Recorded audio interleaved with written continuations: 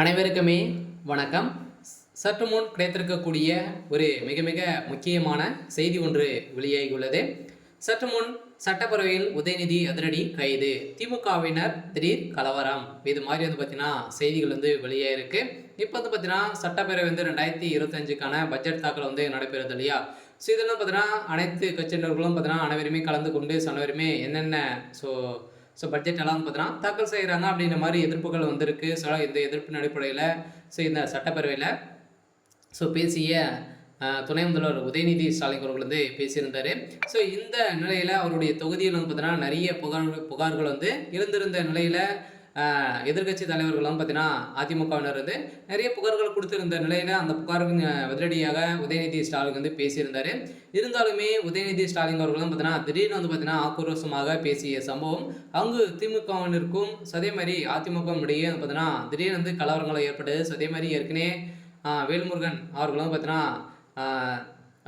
திமுகவுக்கும் அதே மாதிரி அவர்களுக்கும் இடையே நிறைய வாக்குவாதங்கள் ஏற்பட்டு திமுகவினர் பார்த்தீங்கன்னா அத்துமீறல் நடந்துக்கிறாங்க அப்படின்ற மாதிரி தான் பேசியிருந்த நிலையில் அப்பாசாமி அவர்களுக்கும் பார்த்தீங்கன்னா திமுக சாதகமாக தான் அங்கு பேசி வர நிலையில் தான் பார்த்தீங்கன்னா அதிமுகவினர் தரக்குறைவாக பேசிய சம்பவத்தின் அடிப்படையில் அங்கே திடீர்னு ஒரு மிகப்பெரிய ஒரு கலவரங்களாகவே மாறி இருந்தது. இந்த நிலையில் இதற்கு காரணமாக இருந்த உதயநிதி ஸ்டாலின் அவர்கள் கைது செய்யப்பட்டிருக்காங்க.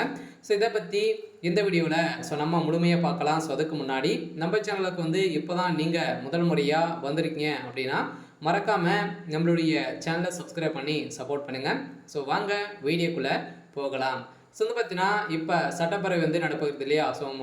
ஏப்ரல் 30 வரைக்கும் சட்டப்பேரவை 2025 பட்ஜெட் தாக்கல் நடைபெற்று வருது. நிறைய அறிவிப்புகளாக பார்த்தீங்கன்னா நம்மளுக்கு கொடுத்துட்டு வராங்க.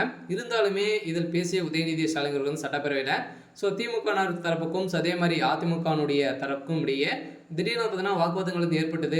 அதிமுகவினர் பார்த்தீங்கன்னா நிறைய குறைகளை சொல்லி எந்த ஒரு செயல்படும் நடத்த மாட்டாங்க. பார்த்தீங்கன்னா இந்த பணங்கள் அனைத்துமே எங்கே போயிருக்கு, இது மாதிரி பார்த்தீங்கன்னா நிறைய கான்ட்ராக்டுகள்லாம் கொடுத்துருக்கக்கூடிய நிலையில் எந்த ஒரு செயலுமே செய்யலை.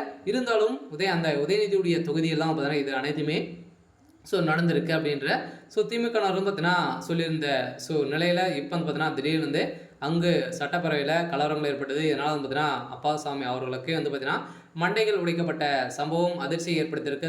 முதல்வர் ஸ்டாலின் அவர்களுக்கும் இதில் சம்மந்தம் இருக்குது. அதனால் பார்த்தீங்கன்னா அங்கு கலவரங்கள் ஏற்பட்டு இருந்த நிலையில் உதயநிதி ஸ்டாலின் அவர்களுக்கும் அதே மாதிரி ஸ்டாலின் அவர்களுக்கும் பார்த்தீங்கன்னா சடி உதவி கிடைத்திருக்கு.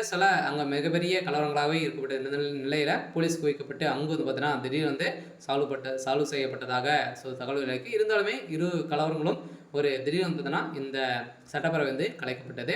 சரி, ஓகே. இன்னைக்கான அப்டேட் இதுதான். மறக்காமல் நம்மளுடைய சேனலை சப்ஸ்கிரைப் பண்ணி சப்போர்ட் பண்ணுங்கள். தேங்க்யூ.